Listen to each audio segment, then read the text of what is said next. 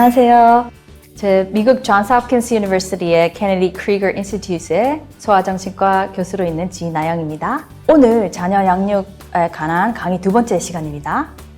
제가 한국에 와서 이제 여러 방송에 출연하고 인터뷰하고 그렇게 할 때마다 많이 물어보시는 게 있어요. 어떻게 미국에서 정신과 의사가 되셨어요? 저는 그 질문에 이렇게 대답합니다. I followed my heart. 나의 진실한 마음을 따라간 결과라고요. 제가 한국에서 의과대학 다닐 때부터 정신과 의사가 진짜 되고 싶었어요. 근데 그 한국에서 인턴 졸업하고 제가 가고 싶은 정신과 레지던트에 냈는데 떨어진 거예요. 그게 좀 실망하고 많이 준비 안 하고 무작정 미국으로 떴습니다. 근데 어찌 여러 우여곡절 끝에 미국에서 오히려 좋은 정신과 레지던트 프로그램에 들어갈 수 있겠다 이런 마음이 들기 시작했고 그 딸리고 안 되는 영어로 그 미국 의사 시험 과정 5과정을 하나씩 다 쳤어요. 그리고 그 안 되는 영어로 사람들이 어떻게 미국에서 정신과를 하냐 딴 거 해라 이렇게 많이 말했어요.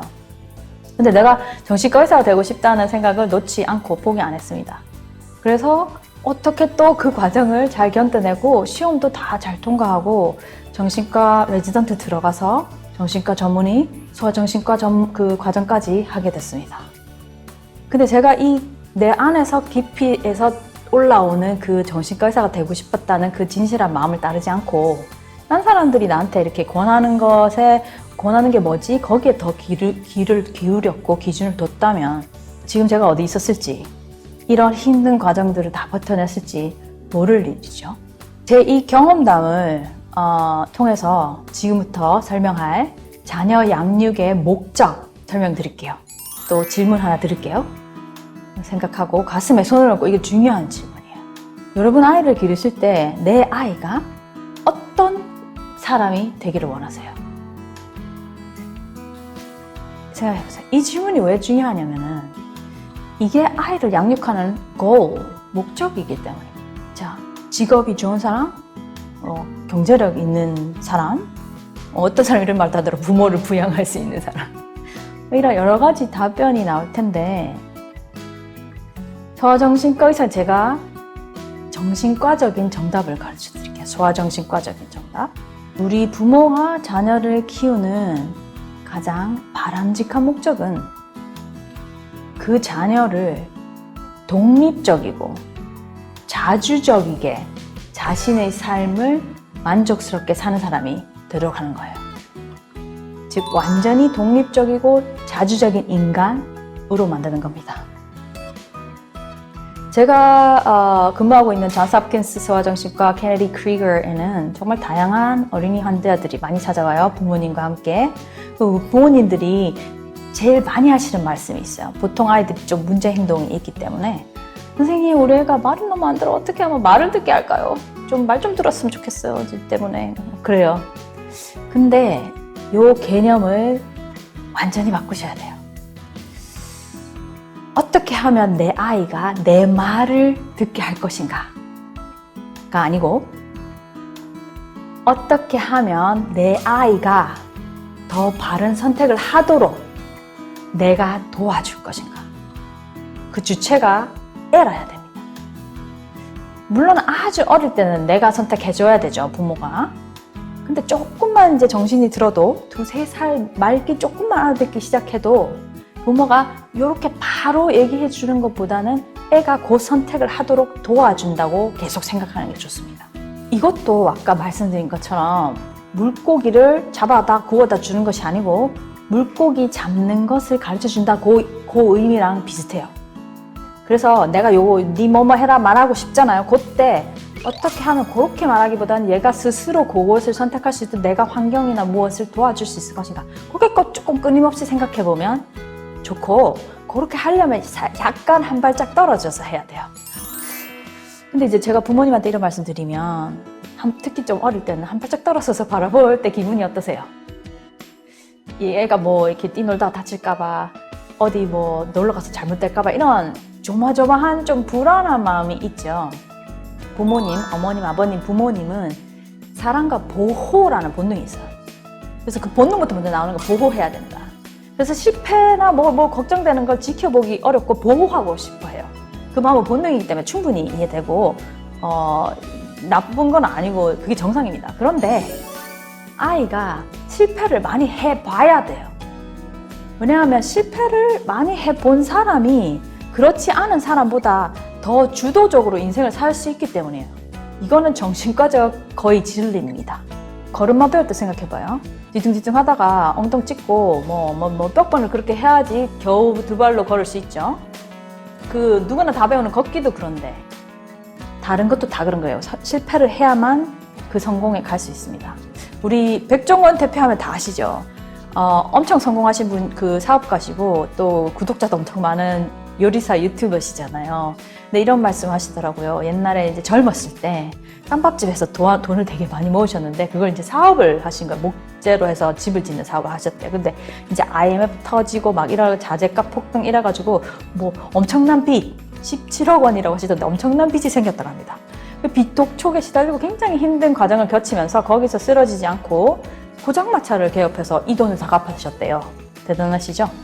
근데 항상 그분이 그렇게 말했어요. 그 실패가 자신이 다음 훗날 사업하는데 큰 도움이 됐다고요. 제가 여기 백종원 선생님 말씀드렸지만 많은 성공 또는 크게 이룬 사람들이 뼈아픈 실패를 하지 않은 사람이 거의 없습니다.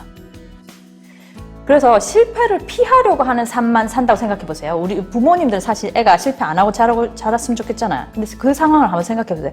너 실패하면 안 돼. 그럼 그 애는 이제 실패를 피하는 삶을 살죠. 그럼 어떻게 되냐면 실패할 확률이 없는 일만 하게 됩니다.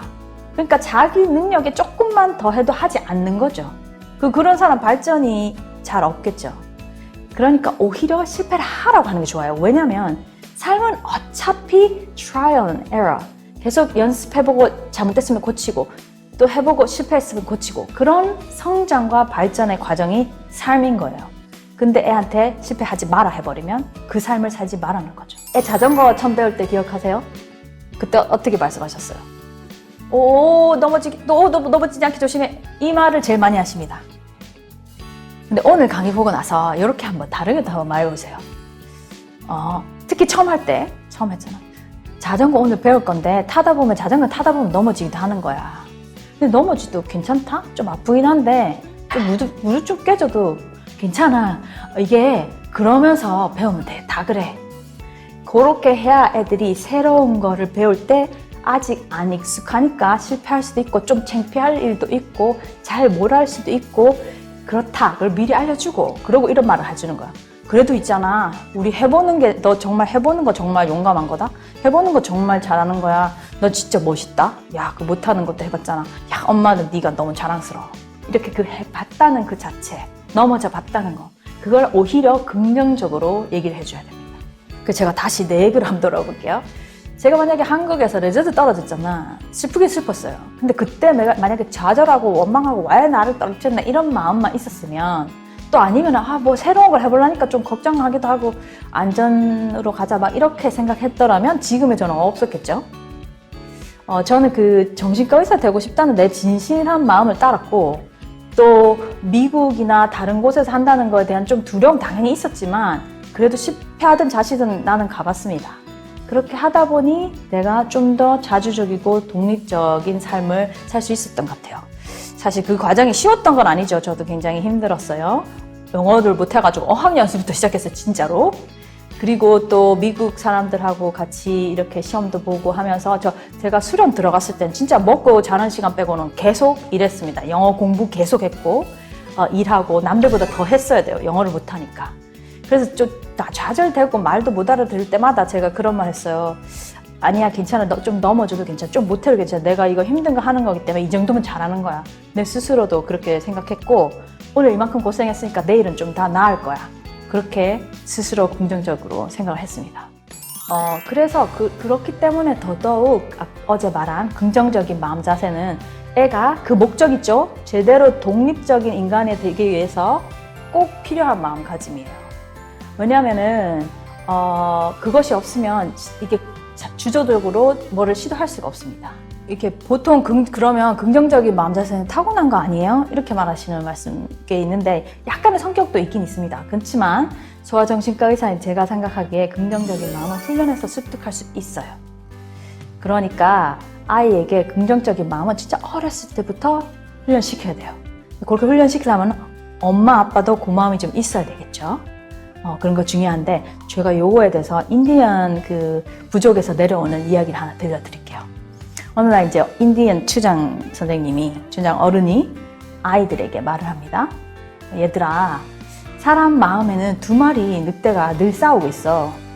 하나는 불만, 시기, 질투, 절망, 원망으로 가득 찬 늑대고 다른 하나는 희망, 감사, 사랑, 평화 이런 걸로 가득 찬 늑대야. 얘들이 맨날 싸우고 있어. 이러니까 아이들이 물었어요. 그럼 어떤 늑대가 이기나요? 그 주장님이 대답합니다. 너가 밥을 주는 늑대가 이기지. 그래서 우리 마음에는 요럴 때 저럴 때 있습니다. 근데 우리가 의지로 그 긍정적인 마음을 잡아야 돼요. 그 아이가 일단 그런 경험을 한다 쳐요. 실패를 했다, 넘어졌다 이렇잖아. 아니면 했는데 한 만큼 안 나왔다. 그럴 때는 일단 공감은 굉장히 중요해요. 그 무시해버리면 안 돼. 아이고 우리 아기 우리 누구야. 이번에 시험이 네가 준비하고 생각한 것만큼 많이 안 나와서 진짜 속상하구나. 많이 했었는데 그지? 속상하겠다. 이런 말씀은 정말 꼭 해주셔야 돼요.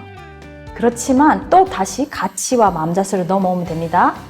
엄마가 항상 얘기했지. 열심히 하는 거 진짜 중요한 거를 너 열심히 다 했으니까 괜찮은 거야. 다음엔 또 더 할 수 있어.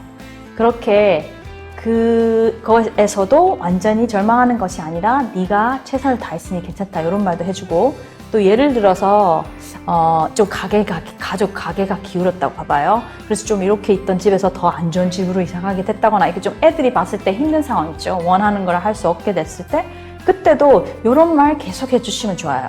지난 시간에 얘기했는데 항상 힘든 일이 있을 때 있지 이 모든 일에는 좋은 일, 나쁜 일이 같이 있는 거야. 모든 상황에는 좋은 면, 나쁜 면이 같이 있는 거야. 이렇게 말을 해주면 좋아요. 엄마 아빠도 그렇게 믿어야 되고 그러면 아이가 어리니까 당장 이해는 못할 수 있어요. 근데 이런 이야기를 계속 들으면 그 이야기가 자기 이야기가 됩니다. 맛있는 밥 짓기 위해서 계속 가치와 마음 자세 계속 해야 되듯이 그 기회가 될 때마다 그런 가치와 마음 자세를 넣어줘야 돼요. 나부터 그렇게 해야 되고 애기한테 넣어줘야 됩니다.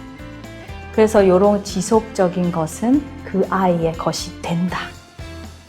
그것이 결국 부모가 가르쳐야 할 가장 중요한 것입니다.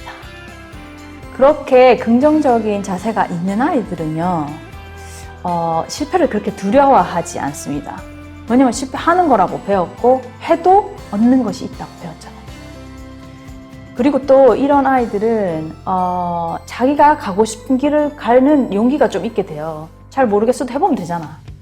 가서 또 실패해봤잖아요. 그래도 또 일어나봤잖아요. 그런 사람이 또 더욱 더 독립적이고 자주적으로 자기 마음을 따라서 남 눈치 안 보고 허락 안 받고도 그거를 할 수 있는 성인으로 성장하게 되는 거예요. 그래서 바로 그것이 아까 말씀드렸다시피 그 자주적으로 독립적으로 자기 삶을 찾아가는 사람, 그것이 우리 양육의 목적이었잖아요. 그러면 우리 다시 한번 정리 한번 해볼게요. 오늘 강의 자녀 양육의 목적, 핵심 포인트 한번 볼게요.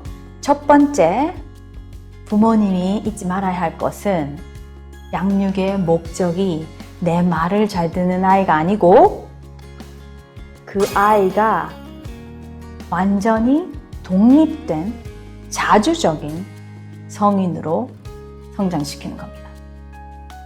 두 번째, 그런 독립적인 아이로 키우기 위해서는 내가 뭐를 시켜서 저 아이가 하게 할 것인가가 아니고 내 말 어떻게 듣게 할 것인가가 아니고 그 아이가 어떻게 올바른 선택을 할 수 있도록 내가 도와줄 것인가, 그렇게 계속 생각을 바꿔야 됩니다.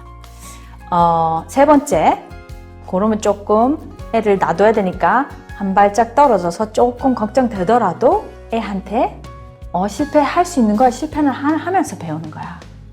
괜찮아. 좀 아파도 다시 일어나서 하면 돼. 그런 메시지. 실패를 하지 말라고 조심해.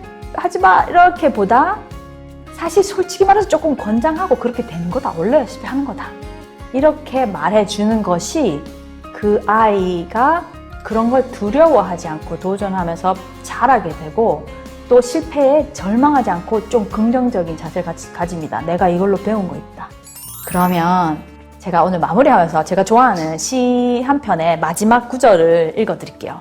메리 올리버라고 미국의 시인이에요. The Summer Day, 여름날이라는 시인데요. 이렇게 끝나요. 들어봐요.